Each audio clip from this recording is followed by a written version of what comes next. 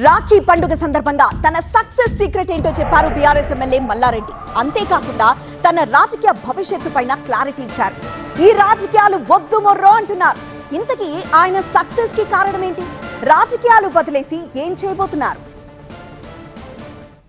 పాలమ్మి పూలమ్మి విద్యా వ్యవస్థల్ని నెలకొల్పి వ్యాపార సామ్రాజ్యాన్ని విస్తరించి జీవితంలో ఎవరూ చూడనంత సక్సెస్ ను చూశారు చామకూర మల్లారెడ్డి. పట్టిందల్లా బంగారం అన్నట్టుగా ఆయన ఏ పని చేసినా 3 పువ్వులు 6 కాయలు అన్నట్టుగా సాగింది. పాలమ్మే స్థాయి నుంచి ఈ స్థాయికి రావడం ఎంతో సంతోషంగా ఉందన్నారు ఆయన.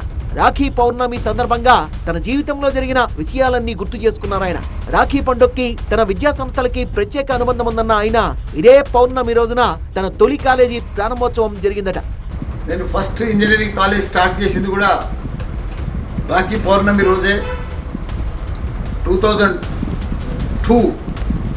ఒక పాలమ్మే మనిషి ఈరోజు 3 యూనివర్సిటీలు, దేశంలోనే పెద్ద యూనివర్సిటీలు, డీమ్డ్ యూనివర్సిటీలు నడిపిస్తూ ఒక 50,000 మంది స్టూడెంట్స్కు, ఇంజనీర్స్ కానీ, అదే మాదిరిగా సిబిఎస్ఈ స్కూల్స్ కానీ, మెడికల్ దాంట్లో కానీ, ప్రతి దాంట్లో కూడా పర్ఫెక్ట్గా అన్ని సక్సెస్ఫుల్గా రన్ అవుతున్నందుకు చాలా సంతోషం అనిపిస్తుంది.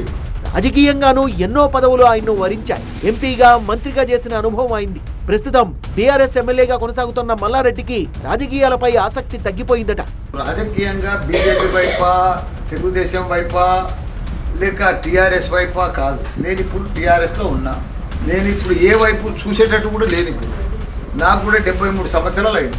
ఇంకా ఏ వైపు చూడవలసిన అవసరం ఏముంది? ఇప్పుడు నేను ఎంపీ అయినా, మినిస్టర్ అయినా, మళ్ళీ ఇప్పుడు ఎమ్మెల్యే అన్నా, ఇంకా 3 ఏళ్ళు ఉంటా. నేను రాజకీయమే వద్దనుకుంటున్నా. ప్రజలకు సేవ చేసి మంచి కాలేజీలు, యూనివర్సిటీలు నడిపిస్తామని అనుకుంటున్నా.